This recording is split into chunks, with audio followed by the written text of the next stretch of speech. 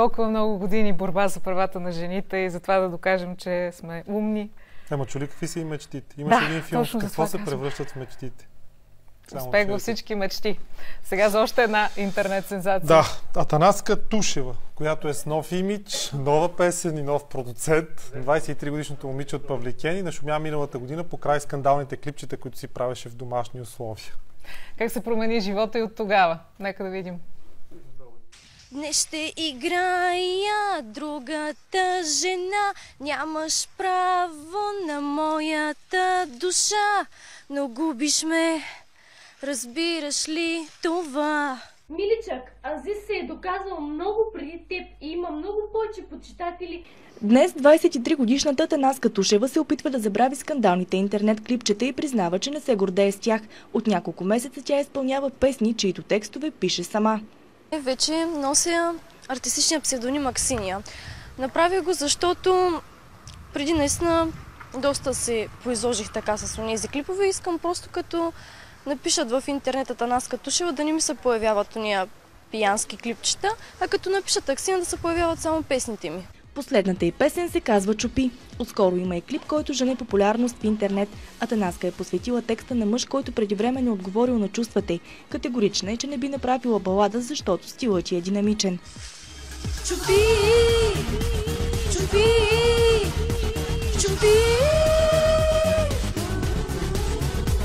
чупи, чупи, чупи,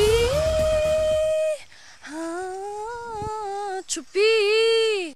Върху тази песен отново е работила сама. Разбира се, в един по-широк смисъл на понятието. Ами, честно да ти кажа, намерих я в интернет инструментала. Тя е на известна сръбска певица, доколкото разбрах. Взех инструментала за мене, хареса ми, сама си написах текста.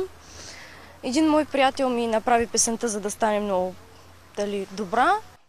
Ма това като си я взела от сръбска изпълнителка, не е ли кражба? Всички крадем. Аксиния вече е успяла да сбъдне една от мечтите си. Има продуцент, който тук нататък ще се грижи за кариерата й. Искам страшно много да му благодаря. Той ще ми прави инструменталите, текстовете, клиповете, абсолютно всичко. Признава, че често търси съвети на свои колеги от поп-фолк сцената, на които се възхищава.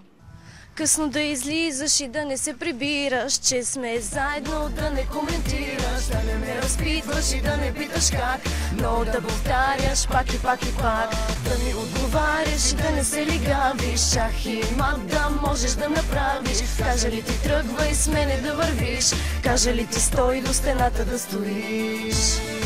Все още обаче не се е срещнала със своят идол Азис. Той ми писа ми, не сме се виждали, ангажиране. Все пак е заед, има концерти, участия, знаеш как е. Имам си, да, любими изпълнители.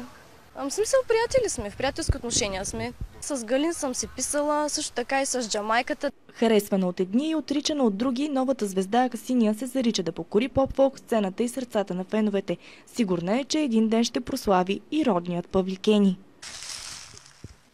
Ало, лудата, стига си спала, айде ставай и среща в мола. Той е моя с цяло свят се натиска, никаква любов.